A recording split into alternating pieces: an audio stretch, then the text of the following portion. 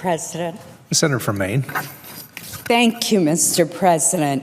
Mr. President, I rise today as a co-sponsor of the Digital Security Commission Act, a bill that will establish a national bipartisan commission to examine digital security and privacy and the going dark problem that poses a real challenge for those responsible for our national security and for protecting the American public. Let me commend the primary author of this bill, the senator from Virginia, Senator Warner, for his expertise in putting together not only a well-balanced commission, but also a broad array of co-sponsors in support of this important legislation. Mr. President, senior administration officials, the FBI director first among them, have been vocal in articulating the problem of terrorists and criminals going dark, with the result that our intelligence agencies and our law enforcement are going blind. Director Comey has testified repeatedly to the fact that there are terrorists who are using encrypted communications to plot attacks against our people, and we know that international criminal cartels are doing so as well. There are many competing and difficult concerns that need to be worked out as we address this complex issue. Under our bill, a national and diverse commission will perform its review and then will make recommendations that will protect the privacy rights of law-abiding individuals in an era in which terrorists and criminals increasingly use encrypted devices. The Digital Security Commission will have the opportunity to make a valuable contribution to this debate, and that is the opportunity that our legislation creates. Mr. President, the laws of the United States, unfortunately, have not kept pace with technology, which has obviously rapidly evolved during the past 3 decades. As a result, the issues of going dark and preserving personal privacy are ones that we simply must grapple with today and for the future. To resolve what often are competing concerns will undoubtedly require a new law. Now, let me be clear that I personally don't believe that the absence of a new law in any way exempts a company or an individual from complying with a court order issued by a federal judge.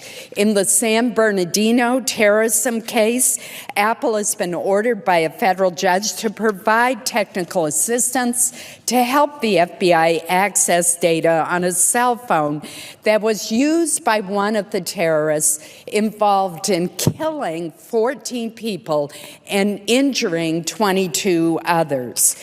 Now, here's an important fact that's been overlooked in many of the reports on this crime.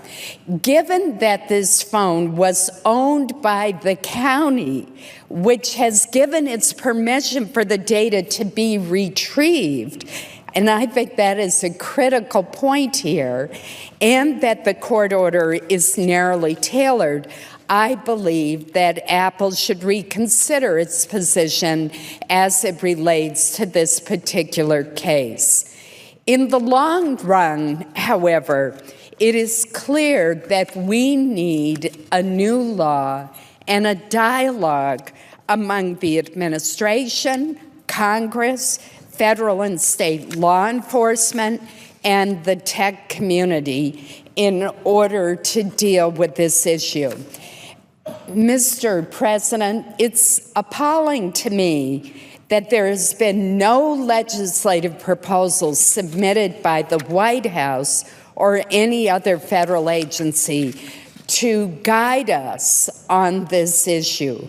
At a time when the administration has been notably absent in offering a legislative proposal to address these important and complex issues, the practical solutions that I believe would come from the Digital Security Commission would be most welcome by Congress and would help us and guide us as we draft a new law.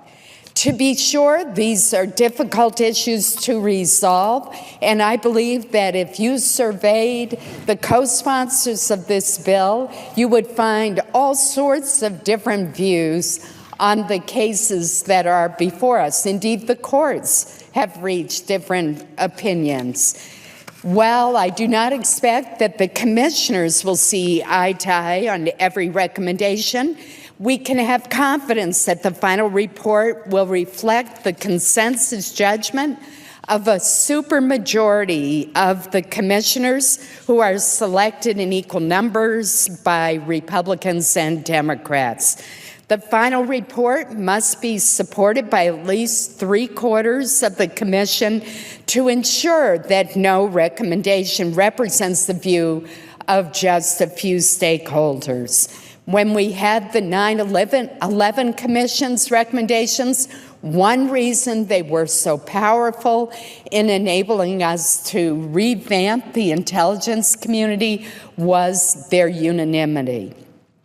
Again, let me thank Senator Warner for his leadership.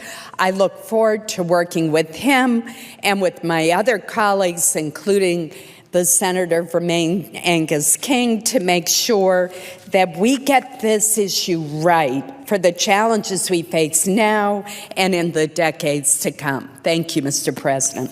Mr. President.